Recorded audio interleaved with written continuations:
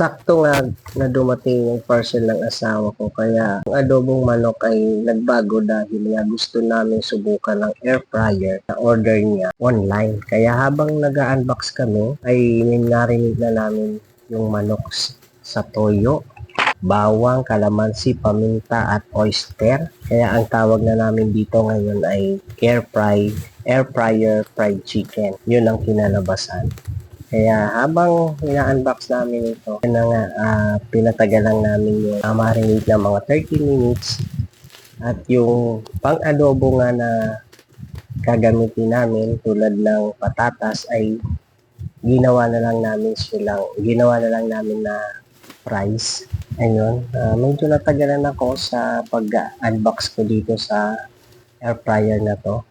Siya nga pala guys, napili ng asawa ko na air fryer ay Philips. Ayan, Philips yung kanyang tatak. Kasi sabi niya maganda daw pati review ng gamit na ito. Kaya ito yung pinili niya. Ayan, medyo nahirapan ako mag-unbox kaya bilisan ko na nga ito. At ayan, hindi na natin babasahin yan kasi Chinese naman yan. So, ang ganda ng ano niya guys, nung pagkakabox talaga niya, talagang secured na safe talaga yung item. At yan na nga, nabuksan na. At akala ko ito ay hindi siya naka-sealed din pala ito. Kaya pinunit ko lang nga ito ulit. Ayan. Ayun, may mga nakasulat nga na Chinese na naman. Ayan, talagang na-invade na talaga tayo ng mga Chinese. Ayan na guys, hindi ko alam kung paano ito. At ayun, binidyo ko lang ito at minontage ko lang. Ayan, kung mapapansin niyo, hindi ko rin maintindihan yung mga nakadrawing sa taas. Hindi ko nga malaman kung alin ang manok, alin ang ano yung karne, at ano yung mga nakadrawing doon. Ayan guys, medyo malaki siya. Pwede na rin whole chicken dito. Kaya ayan guys, sinubukan na nga namin. Sabi ko nga adobo ulam namin. Ayan na yung patatas na para sa adobo.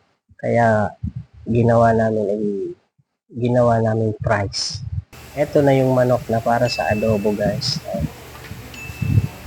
Ginawa na namin siyang air fryer fried chicken. Ayan, dapat 160 degrees Celsius lang yan lulutuin namin sa loob ng 30 minutes. Kaso dahil nagmamadali ako dahil papasok ako sa trabaho, kaya niluto ko siya sa 200 degrees Celsius. Napansin ko ang bilis.